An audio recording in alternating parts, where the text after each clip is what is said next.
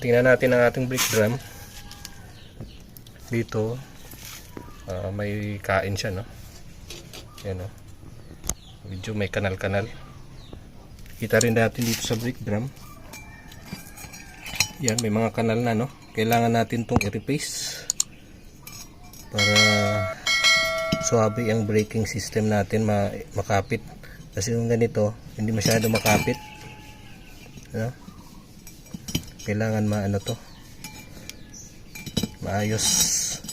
Ipamasin natin to yung loob para kumintab. Pareha dun ng ginagawa sa mga rotor disc sa harap natin. Dapat ni-reface yan para pantay ang kain ng ating brake pads. Ito may kanal, oh.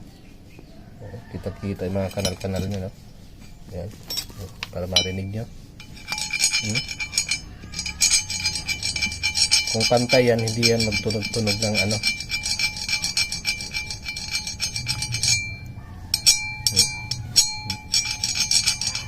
hindi siya pantay, no? So yan, ipapamasin natin ito mamaya, replace, bago tayo magkabit ng bagong brake shoe. Nandito na tayo, Popsicles, Idols, Lods, sa machine shop, no? Dito natin dinala ang ating brake drum. Ayan, nakakabit na siya. At mabawasan na lang ang loob nito para magpantay po ang pagkakinis niya, no?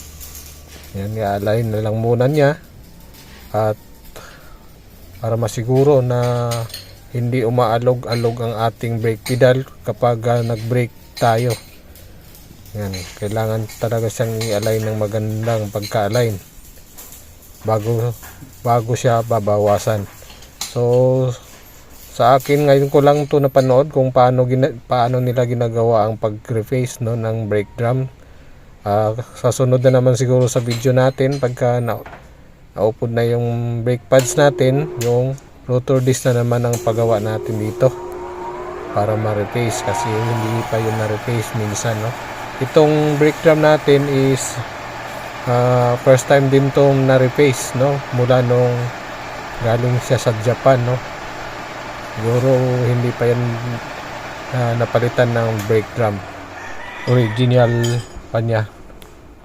Tunghayan na lang muna natin ang video na to kung paano ginagawa ang pag-replace ng ating brake drums.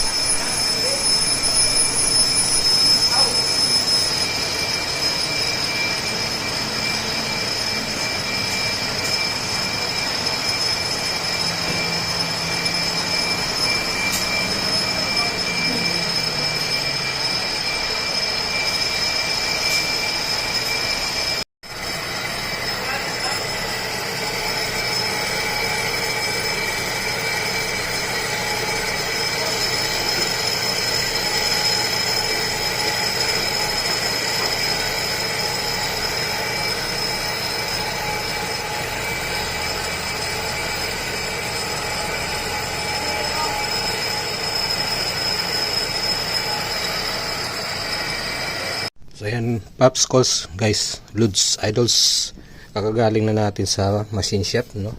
Tapos na tayo nagpa-machine refacing, no? Ayan, kintab na, oh. Ayan, kintab na siya. So parang bago.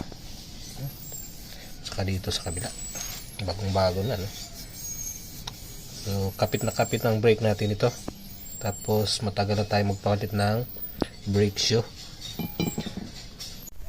Ayan Paps, habang pinapatuyo natin tong nilinis natin, no. Ayan, malinis na, no. Kintab na. Ayan, wala nang mga carbon. Ayan.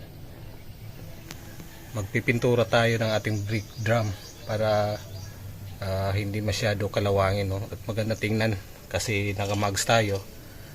Hindi na masyado makikita yung kalawang sa labas. Ito Paps Idols, gamit natin is heat resistant spray paint para kahit mainit ang ating brake drum hindi siya nasisira. Yan, ganda na.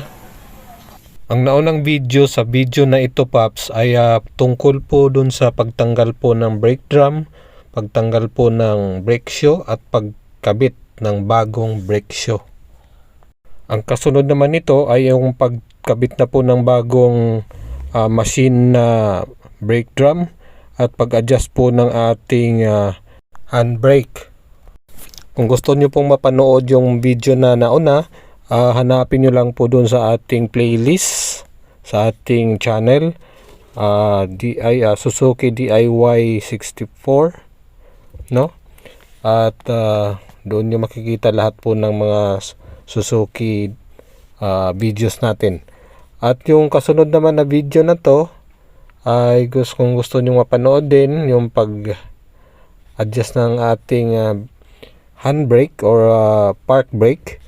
Ayan, mag-subscribe po kayo at pindutin ang notification bell na all para ma-notify po kayo sa mga bagong videos na i-upload natin.